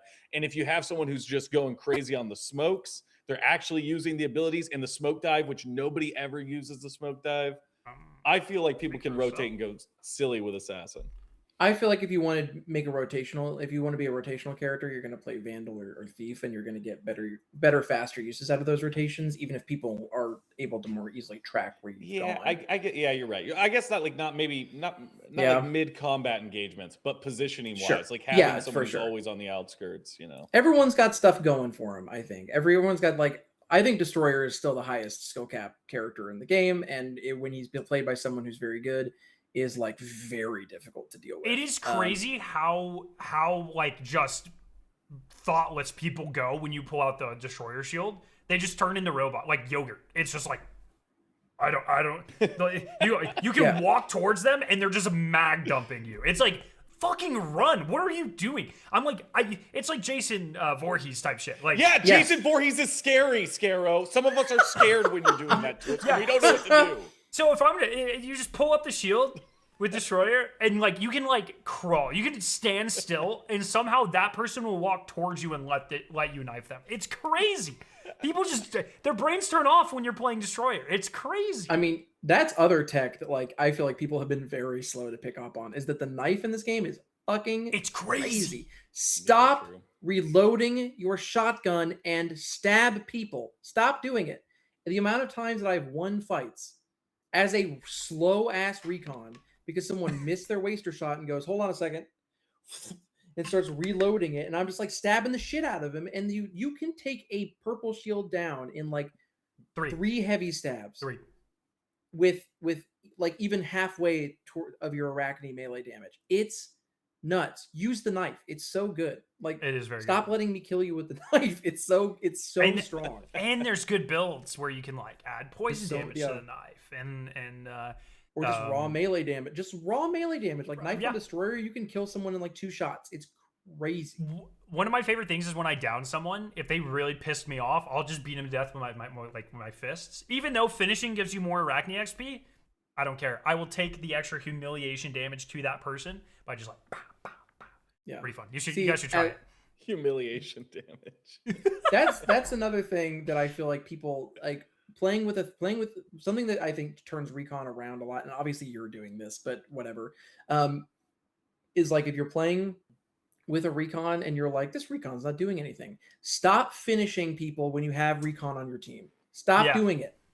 I wasn't even thinking about that. Ping them. God, that's a good one. Ping them and say, this person's down over here. I have gone down multiple times finishing the second person on the team and letting my 2 allies clean up the third, because that intel is definitely more valuable than having me up going, where are they? It is so strong. And it pings like from forever. From literally anywhere on the map. Yeah. So crazy. like, oh, they're in Narnia. They got separated. They're a third. This is like a third person that they clearly have no relationship with. We're totally good. They're not going to come back. These person, like, it tells you so much immediately. Let Blackbird finish the people on your team. Blackbird also has a really high finisher siphon stat. So she gets like where I'm at right now with my implants and everything. I get literally like a full heal on my shields every time like almost instantly every time I finish anybody. So I'm super tanky while I do it too. It's like, it's so strong. Unless they have signal jammers, but it's super strong. Unless they know how to play the game. But the Blackbirds never get the finish because the scoreboard at the end is fucking ass. And it counts like... Oh my god. Okay, it's like, oh, you get a kill because you shot someone who's bleeding to death on the ground after I downed them. Like, how the fuck is that counting as the elimination? Elimination should be the down if they go full bag. And for the codex challenges as well, like Bungie has sucked at this in Destiny for years. Like they pick random ass fucking words and they only use their own verbiage like 60% of the time. And you're never sure if like a down or an elimination or like what the fuck. Or in this game, oh my god, don't even get me started on hostile versus runner. Holy shit. Yeah. It's just like you never know what you need to kill or how you need to kill them. And it's just like, okay, I guess that's how. Or there's a glitch challenge. It's power slide into the final circle, and you think, or the final exfil, and you think that's as the exfil is going off, but no, the challenge is literally when the white ring appears, you just have to power slide into it, and that's the challenge. But I think if you're not the first person in the ring, or if you don't do it like immediately, it doesn't count. And so there's just like all of this shit. Like Bungie has always had just all like. Someone buy them a fucking thesaurus, a dictionary, please. You know what? Like, please. It's always happened. And then make their own internal one. Like, this is what we decided this word means. Stick to it. My team's triage has been trying to get the mastery skin via the hit a hostile and res a teammate. Yeah. Codex challenge at the same time, and he just cannot get it to pop for the life of him. We have tried like when one person's downed and you hit a hostile, and we have tried from when one person's a bag and you hit a hostile. We have tried when one person's and it's a runner. Like we've tried every single like combination. For some reason, it just won't pop, and maybe it's bugged. But also, it's the hostile thing. It makes it super unclear whether it's like, do I need to kill a runner with this? Like what's happening? Yeah. Luckily, all the recon challenges are super easy, so I got her mastery skin on like day 2. Well, it might be easy for some. That's the one I can't get because you have to kill 3 people in a single super pop. But my teammates never say, so we'll down them all, and then like fucking ninjas, dude. They're stabbing at finishing everyone, beating them to death. It's like, just stop killing people so fast. Just give me a second, man. I just need this one time. I can't believe you also found a way to turn that into you being better than us at the game. And playing with people. No, it's not that. I was waiting for Ryan to hit him with, Drewski can't carry you through the recon sorry. challenges. Drewski's killing people too quick in my game, so I can't get It's just recon's too fucking slow to make it over to the dead people. Hey, man, you can increase agility. You can do it. When you're doming people from 40 meters out, it's hard to like. It doesn't matter how high your agility. True. Very true. Yeah, when you're trying to farm MLG thermal clips. That clip was sick. That one was sick. You know, the one on top of the like oil derrick thing in between algae and AI uplink is fucking gross. That angle sucks, and you should feel bad for what you've done to those people. Like that sucked. That was an immediate like send to my group and be like, this shit is awful. It's so satisfying when you have a clear angle on someone and you just go headshot, and it's just like in a second they're totally dead. That is like probably the most satisfying feeling in this game. It's just like that person used to be alive. They had so much loot. They had so many aspirations in the world. They thought they were returning home to their family, and now they're dead in half a second. That's so. They're going to play this in front of Congress, and they're going to be like, "No, see, video games are making people. This guy there's something wrong with him." All right? You have ruined just like thermal scopes in one clip. You have ruined decades of research that says that there is no actual violence associated with video games. In just 30 seconds, you have destroyed that. I just like the feeling. It just makes me feel good. I like watching not only the light leave the runner's eyes, but their entire body disintegrate into nothingness. It's a very satisfying feeling. Great job to the audio and visual team, by the way. Thank you for making me feel something. Very true. I usually to feel Usually to feel stuff like this, I have to go like walk into a Home Depot, but now I can just kill people in a video game, and I'm like, wow, this is super satisfying. Damn, I didn't know you were so. I know you're so aroused by Home Depot. It's just I the hate that smell, I use man. that word. You guys ever It's just very- walk into a Home Depot and just Oh, okay. I was. Are you thinking sure different. I you're thought this not was very a Dahmer coded? Like, are you sure you're not a father? Like, do you have a child somewhere that you don't know about? Like that, I I thought hope only not. dads experienced the like walk into Lowe's and smell the lumber and go, I need to build something. I mean, like I don't have that yet. well, I don't get the urge to build something. It's just like, just smells good. The smell of You know? lumber. The It's like vibe. Like, I mean, I'm not someone who snipes very often in games, but I used the sniper. Like the first time I used it, I got like 2 kills immediately, and was like, "Oh, this is so easy." I don't know why I don't just do this every match. You just click on their heads and then they die. Yep. Like when you have a thermal scope, it's like with the old one especially. You're like, oh, okay, well, I guess we just clear the lobby now. Yeah.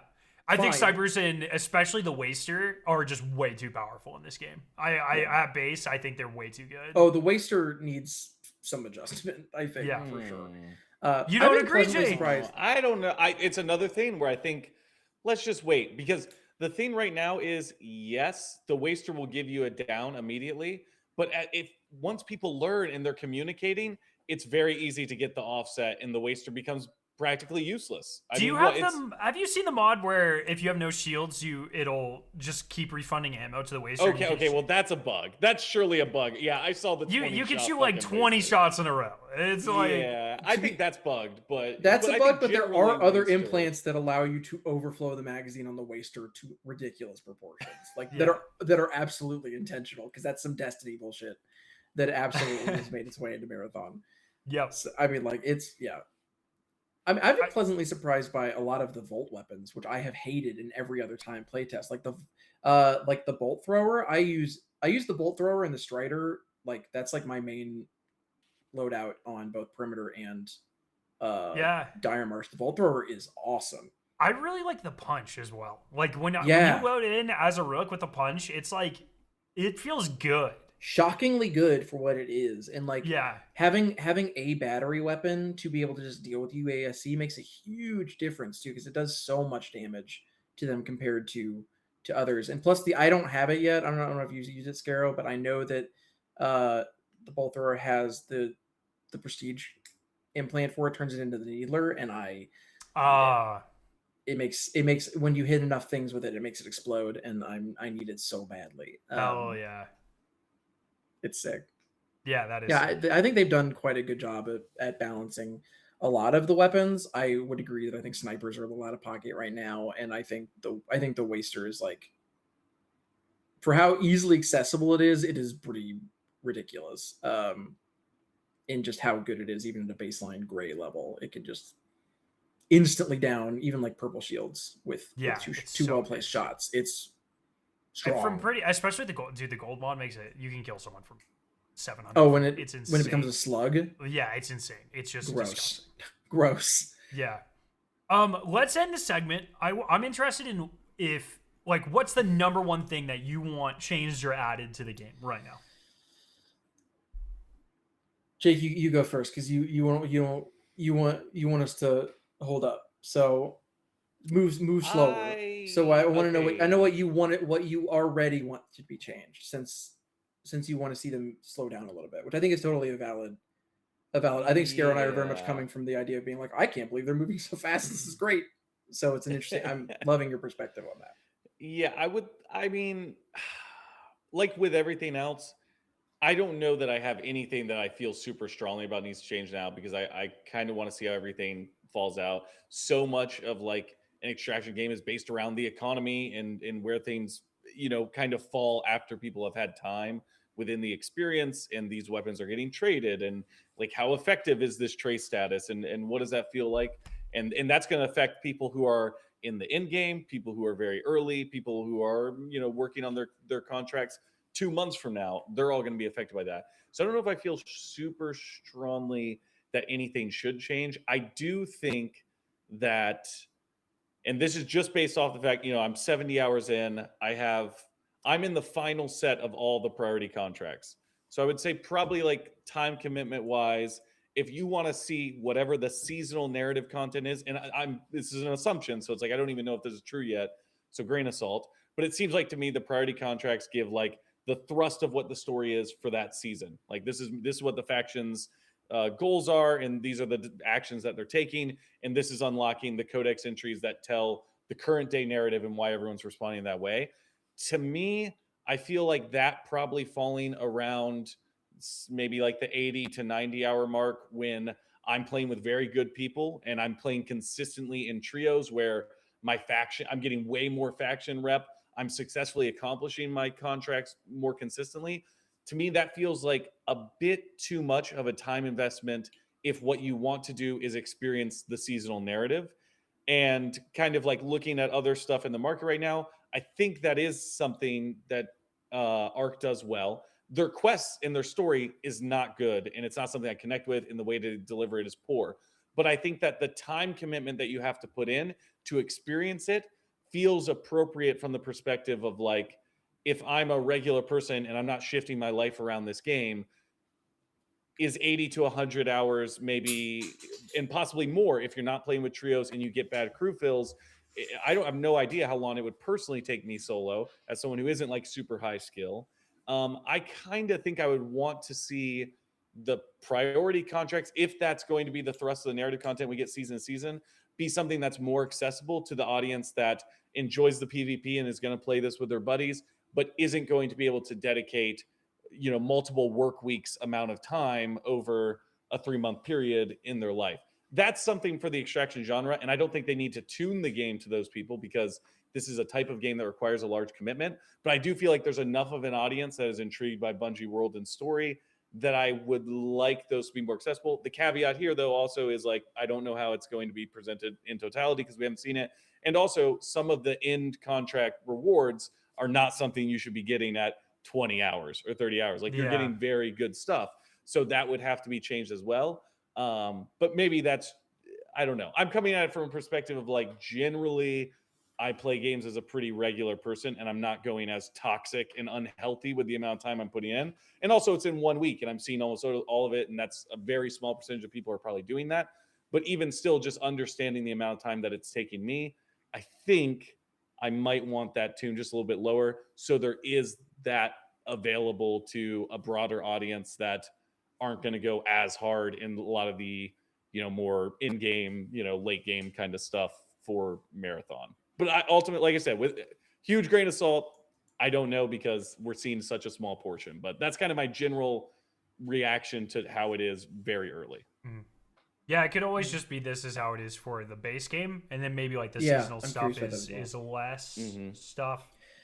I'm very curious how the season is going to reset and like remix the contracts, because it seems like, again, like this talking out my ass here, but it seems like the contracts are largely something that like isn't, I mean, like I feel very confident in saying it's not something that requires the same amount of like developer input as something like a normal mission, like a seasonal mission in Destiny or something like that. It seems like they're designed to be very easy, like cookie cutter, pick up thing here and go there. And that's not to say I don't like them. I think the contracts are actually pretty engaging and they do a really good job of moving people around the map.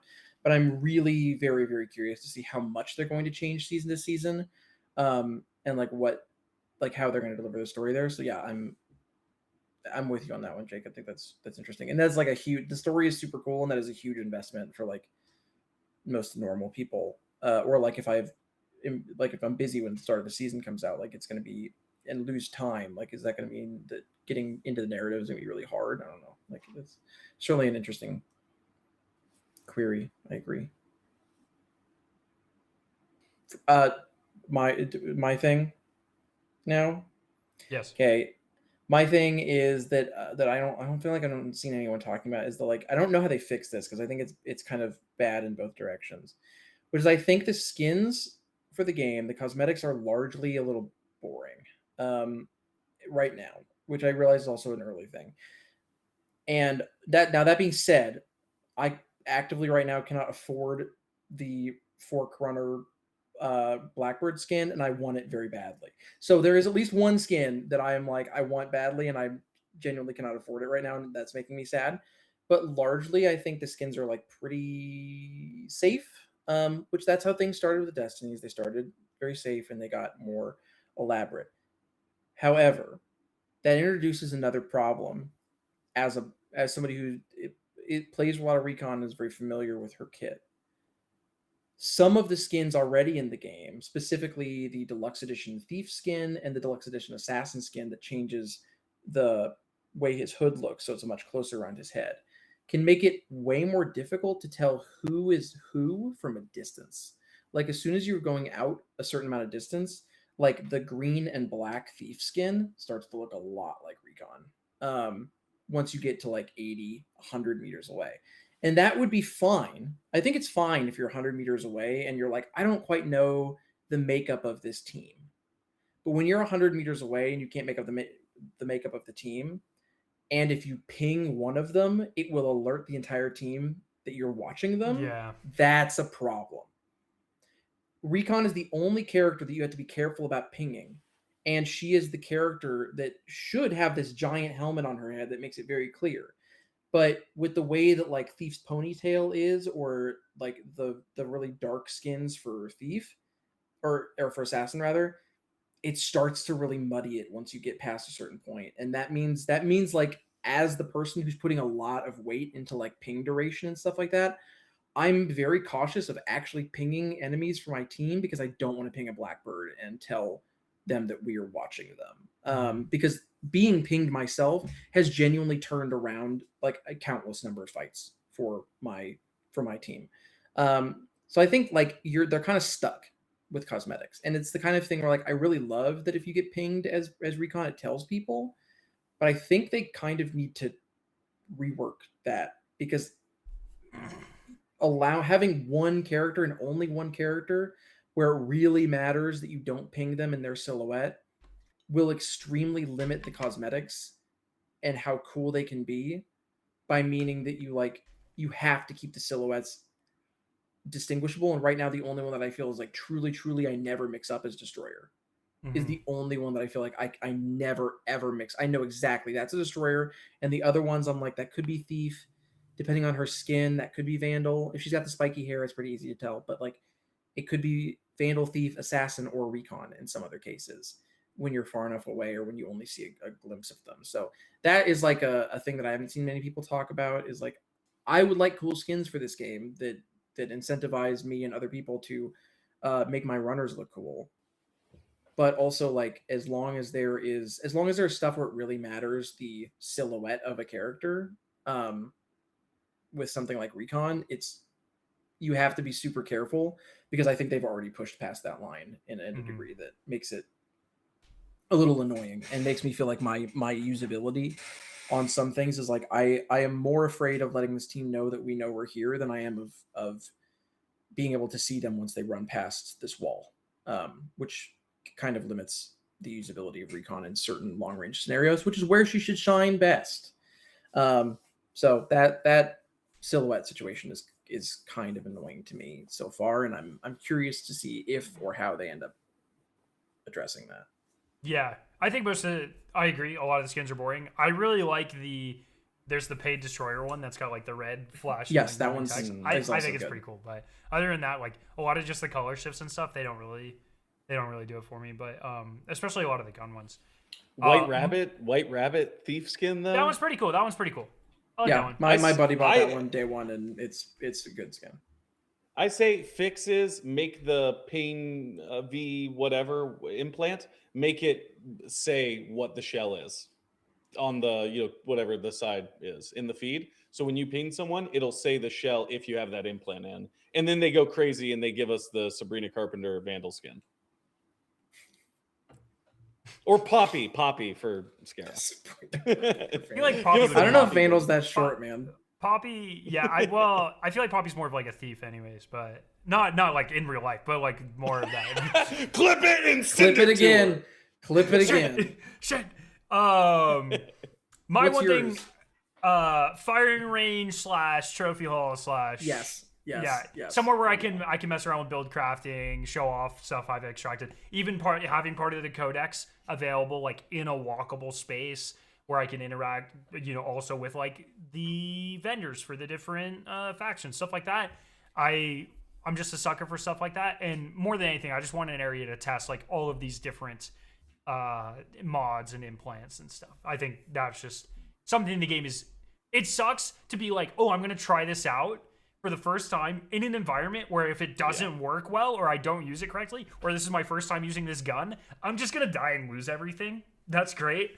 So a little type of play environment to play with that is easily the top of my list. Runner up is I want it when I rank up factions or turn in faction rewards, I just want a way to say no because I'm so sick of cleaning out my vault overflow. And one at a time. Boop. You keep it. Yep, you keep it. I don't want it. That's fine. Turn just these turn it to into credits, credits, please. Yeah, exactly. Does anyone have a quick? I know because I know we're going along in this segment. Does anyone have like a quick like thing that they are like really pleasantly surprised by a weekend or like really specific? Yeah, the game's fucking awesome. I mean, the game's fucking awesome. Like we all agree. About. Yeah, I was like, no, I do have another quick thing to complain about. I want to hear it. Okay, the pings are still fucked, and the UESC drop strips clip through everything and annoys me visually. Yeah, I agree with that. It's been like that. Both those things have been like that forever, and they just haven't changed. Yep. But what is something that surprised you, Jake? I feel like all the surprising stuff, I guess, would have been server slam. I guess the flow of Outpost with like actual, people who are, and it's not in a test environment. Outpost is crazy. I knew Outpost was great, and it still is better than I thought it was even. Skarrow, you played this game more than I think either of us like combined at this point. Is there anything now that the loot actually belongs to you that has surprised you? I really like how the progression systems and the factions and stuff really manipulate and change the way you play the game as you progress. And now I'm approaching at level 70. I'm approaching the game drastically different than I did at 40, than I did at 10. And I really like how useful the sword becomes. Actually, like like infinite gold now, and I think that's really cool. So, yeah, mine's very similar to yours, which is like I think the thing my team, my friends and I keep talking about is like how impressed we are by like the ramp up in your floor. It feels really good. Like it's from going like, okay, I'm in the green backpack, green shield era, and I do a bunch of work, and now I'm in a blue, and now I'm in like the middle part where blue shields are still a little rare, but getting one and starting to get to a place where I feel like I can start using it more regularly because I have like a stockpile of them starts to feel really good. It makes a huge difference in your play. And now we're in a place where like we've pretty much transitioned entirely to purple shields at this point and purple bags. And like it feels like we earned that shit. And now if I lose them, I can just go to the store and buy more. And like I now am in a position where I've done the work so that I never have to drop under a purple shield. Unless we're just getting farmed so hard that we run out in the store, which is unlikely because our extraction rate's like 95%. So I think that ramp, now that we actually have the gear and the full access to the store, like I'm very impressed with it. I think it feels really nice. I think the reset of it is something like I'm excited to do again because like I think it just feels very, very, very smooth. In a way that it feels like distinct eras, and then the blending between them is a really fun period of time where stuff is like still precious, but where you don't feel like devastated if you lose it. I think that's like such an important thing for them to nail, and I think I'm very pleasantly surprised by how good it feels 8 days in or whatever we are. I'm really excited, and I hope they do this. Like every season, I hope it doesn't just like walk the same progression. I really hope. Yes. The store starts to offer other stuff and different stats get buffed and stuff like that. Like, I'm really, I think they could play similar to how they do with the artifact system in Destiny. Like every season, the meta is different. Like I really hope they really lean into that with your upgrades and faction stuff. How do you feel about how accessible gold things are in the shop? Because that was something you and we talked about in one of the very, very early episodes of the show about being like hoping that gold stuff wasn't too accessible. But right now I feel like it feels super accessible. Okay. It's pretty accessible. Like you just can buy one thing from each shop for credits once you max out. And like the Traxxas line just straight up gives you a gold repeater, and you can buy a different gold gun every day. And but there's red stuff, isn't there? So there's technically a higher. Isn't there some red stuff? I feel like I saw like contraband, maybe classified contraband, something like that. Because the Marathon 6 key is that. There's someone today, I think this was just changed with the ARG. I don't know this for a fact, but this is the first time I've seen it today. Someone found a Durandal fragment or Durandal something, and it's an item that it's a red item, and when you extract with it, I can actually pull up the exact name of it right here. When you extract with it, it gives you a random key. Durandal snippet generates a random key template upon exfilling. A contraband trinket worth 10K. Where did they say where they found that? Yes. On the, I think, well, they actually did. I think they might have told me in chat, but it was just like in a random decon building on Marsh. Oh. What? Like it was just sitting there? Is this real? Is this a real thing? Wow. Okay. I've heard a couple of people like mention it today. I'm pretty sure this happened because of the ARG. I'm like quite confident. Yeah, I don't. That's yeah. Cool. Well, and then I saw someone drop the like a contraband version of the like stealth backpack that had like an additional perk or stat 30 boost on it or had something. more slots, right? Didn't it have like more space even? I don't think it had more space. I think it just had an additional stat or something to it. A red version of this? I saw it might have just been photoshopped, of course, or AI or whatever, but I saw one on Twitter. So it seems like there is an addition. I hope that they are pushing for like super duper rare items like that are that hard to find, because I am both very glad that gold stuff feels like it is achievable and like you can get something back every like for logging in every day. Well, also it's like you can't do it so much that there's nothing to chase, and I think having like a contraband that has like 2% chance to spawn like in marathon maps would be like very cool, and I'm hoping that that's what some of the stuff that we're seeing so far. That's sick. Yeah. Yep. Hopefully that's what that is. Cool. This last one's yours. I'm not really too interested, or it is what it is, but yeah. I mean, I think I've been vocal about it on this show before, but like I hate Steam numbers. I hate Steam charts. I think it's bullshit science and always has been. It's always annoyed me, and it's dumb because, and you've seen a lot of this, which is what I'm getting to. It is a very small snippet of information that without any other additional information on top of it is genuinely worthless. The only thing Steam numbers is actually good for is telling the quote-unquote healthy population of a game. And if your game has 30,000 global crossplay viewers at least over the course of a day, you're going to have no problem finding matchmaking in almost any game ever. So the idea of like people... And to be clear, theirs is 30,000 concurrently, not over the course of a day. Yeah, Marathon is way above that. I'm saying I'm saying if you told me a multiplayer game has like less than 30,000 players who log in like over the course of a day, like not concurrently, just over the course of a day in multiplayer, I'm like, okay, that might start to slow matchmaking down. But like Marathon is not even close to that. So like the only actual metric we can use for that, which is like it's about game health, it's not useful for that.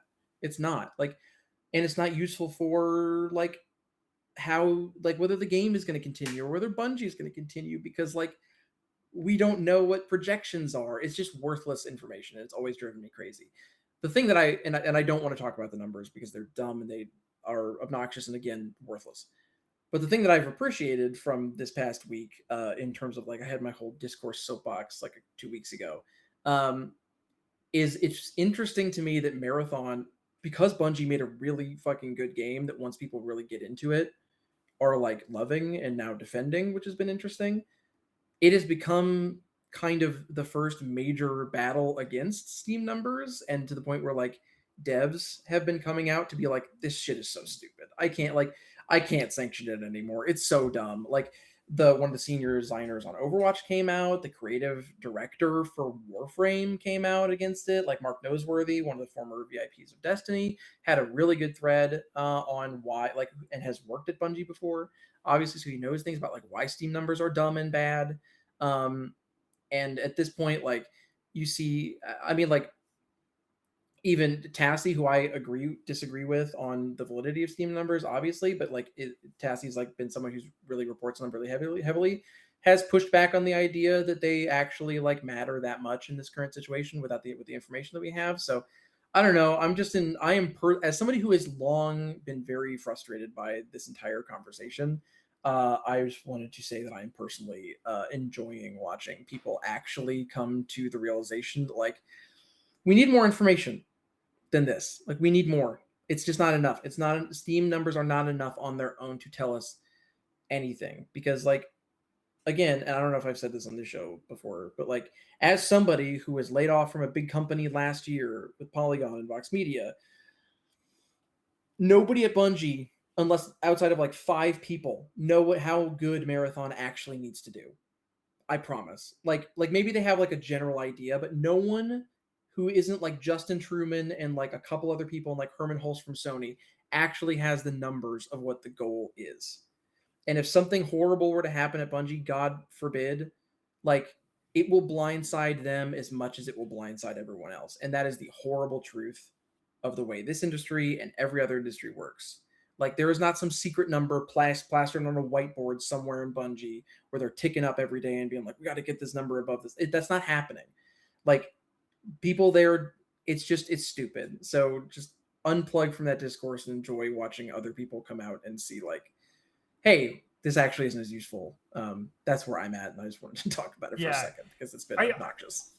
I will say, like, I've had a lot of probably younger viewers this week like hop in and say, like, I'm worried about the health of the game or whatever, and it's like, what I would say is, like, genuinely, like, if you enjoy the game, just fucking play it and just enjoy it. People. No, you don't have to have the validity of, you know, fucking ninja who can't win a 1v1 with a chieftain or whatever, you know what I mean? Like, if you enjoy it. It was a grenadier, actually, I believe. Oh, was it?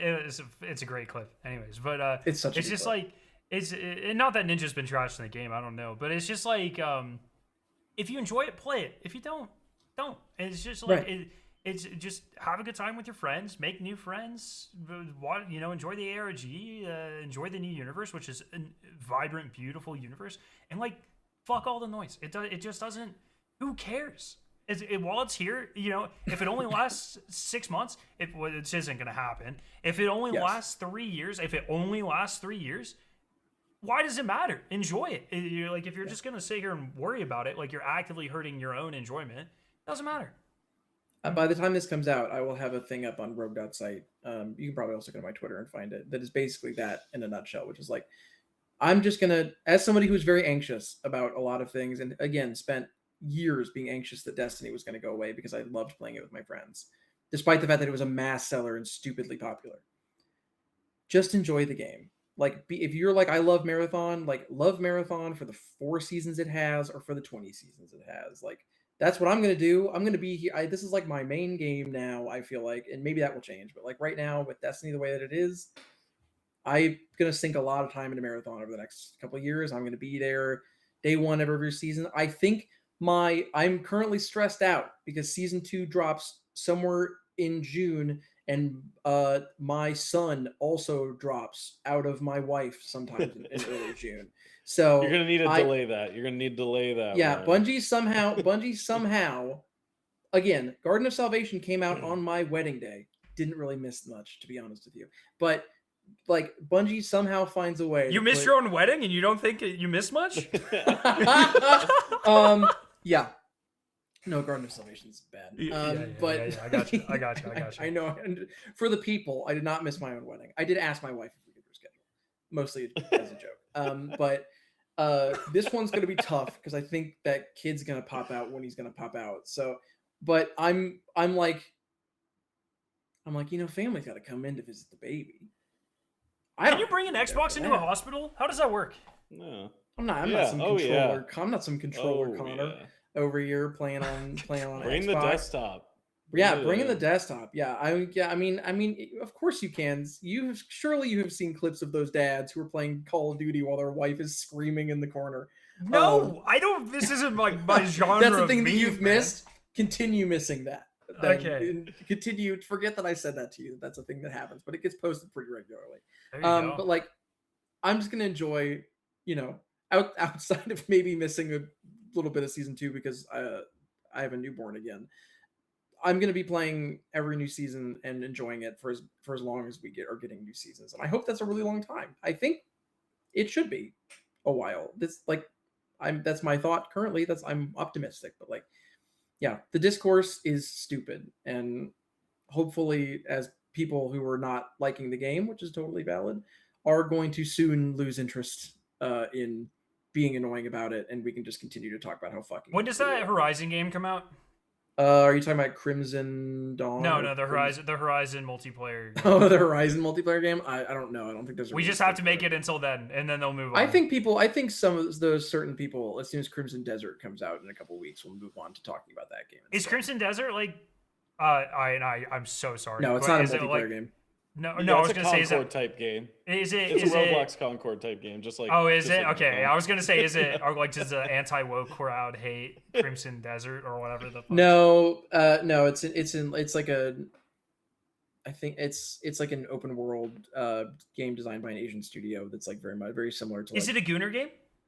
I don't actually know. How hard do you want to try? Yeah, well, sure, okay. So what I'm game. asking is, Grum's gonna be too busy fucking. Yeah, almost certainly. Okay. So then they'll leave us alone. Okay, we'll be good. Anyways, Yeah, this was supposed to be a short episode so I could get back to fucking Tau Ceti, and it's almost 2 hours long. We were never Marathon told minute that. this shit, and let's get out of here. Let's go. Let's exfil. All right. It should be exfil. We should say that. Why don't we say let's time to exfil? Wait, I mean, want we to say can I now. disagree. I disagree. That was all wholesome, but I think if you like Marathon, you should do a bunch of Adderall and stay up all night watching Steam DB charts. Just put it on 3 monitors. Be really anxious about it. Fucking let it consume your whole life. Don't listen to these guys. They're nerds. They're dweebs. All right, Follow and that was the Asmongold on Marathon Twitter. minute. Yeah. Hey, we're in a new era. If you want to welcome. start saying some nerdy ass shit like let's exfil when the show. No, I We're had in a new era. deep. That's We cool. can I had do a that. deep You can- inflection over the last 30 seconds, and I realized how dumb that would be. So we're not going to do that anymore. It is really dumb, but I support you in that. That's okay. That's what friends are for. If you want to do that, I'm okay with. No, wait. Let me hit a good one. I think I could do a good one. I think I could make it cool. I think I could own it. No, that's all right. That's okay. No. Continue, Marathon please. minute. Welcome, guy. Hey, thank you for watching another episode of Escape Will Make Me Pod. And until we see you next time, we gotta exfil out of here. Later, runners. Hey, can I'm you do that with I'm funky starting the mushroom hat, episode with please? that. Can you do it? Can we do it again with the funky mushroom hat though? Like, can we grab that first? Oh, I think that will really sell it a little bit more. I'm gonna be honest with you. I'm gonna be 100% honest with you. I got lit and lost it. I think actually, not lost it. That as is actually- the true, correct canonical ending of a funky mushroom hat. Okay, That is do how it. it all must go.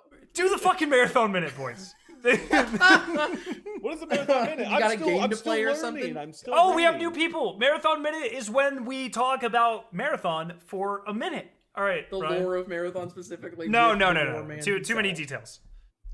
You're right. Yeah, you're right. We'll get yeah. Thank you. That's better. This is better for the algorithm. I got Just you, I keep got it you. Simple. Appreciate you so much. Okay, Jake. I've been running around. Sorry. We have not slept at all. Like none of us have slept. We've just been doing nothing but playing marathon, and you can feel that in the chaos of this episode. Okay, so I've been running around this fucking planet. I think it's a planet. Is it a planetoid? I don't know. I think it's a planet. Is it a planet? Jake? Planet. It's a planet. Okay, cool. It's the fourth planet in the orbit of the star Tau Ceti.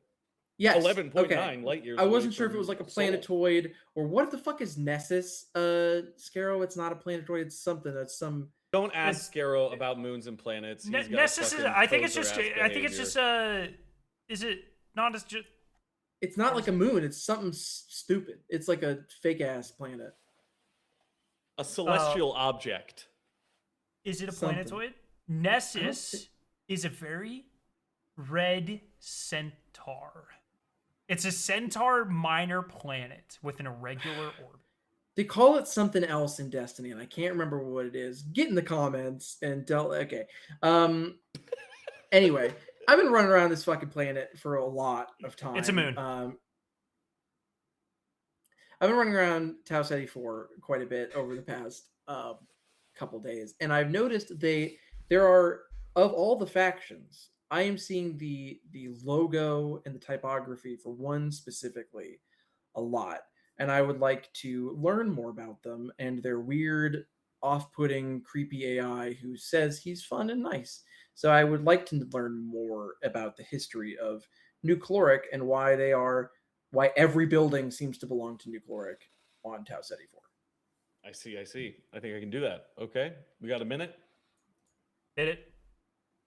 New Caloric Agricultural is a mega corporation in the video game Marathon. In the universe, there was a massive famine in the 2160s, and luckily, New Caloric was there to save the day by turning things that you might not consider edible into food that could sustain all of Sol. This famine was so bad it extended not just from Earth, but all the way to Mars, and people almost went extinct. But luckily, Gus Moraine, founder of New Caloric, owner, I don't know exactly yet, still working on this, came in and saved the day. And so when the Marathon project came to be, and they're going to be sending humans outside of Sol for the first time, who's going to feed them? Who's going to make sure the agricultural and economical or ecological stuff in this foreign place is prepared? New Caloric. And so the UESC contracted them to, deploy their agronomists and ecological advisors, and they sent them on the marathon to make sure they all had food. And that's a minute. So I gotta exfil out of here.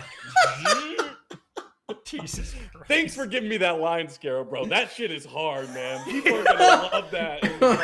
Whoa, bro. Whoa, shit. You gotta add like a to it. Yeah, a little spinny thing. I gotta get a fidget spinner. If you could just, you gotta get a fidget spinner, and you gotta take like a big old rip right in between saying it, so it's just like a puff of smoke. And then I think Skarrow will get demonetized, but I'm not. New marathon product. It's a fidget spinner exfil beacon that's also a vape. Is that not genius? I mean, I feel pretty genius.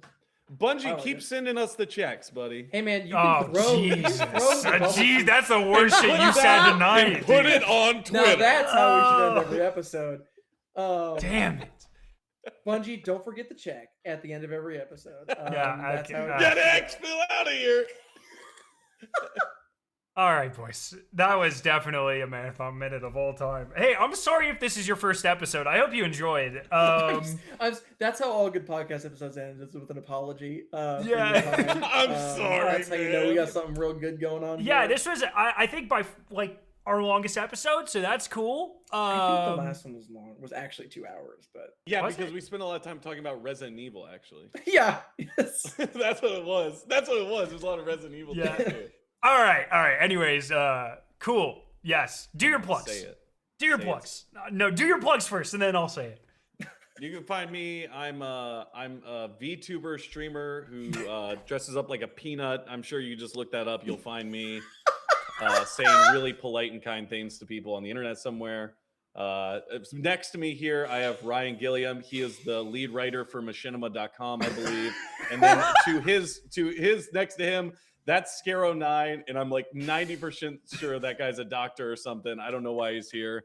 Okay, guys, welcome back to Marathon. Here we are. Plugged.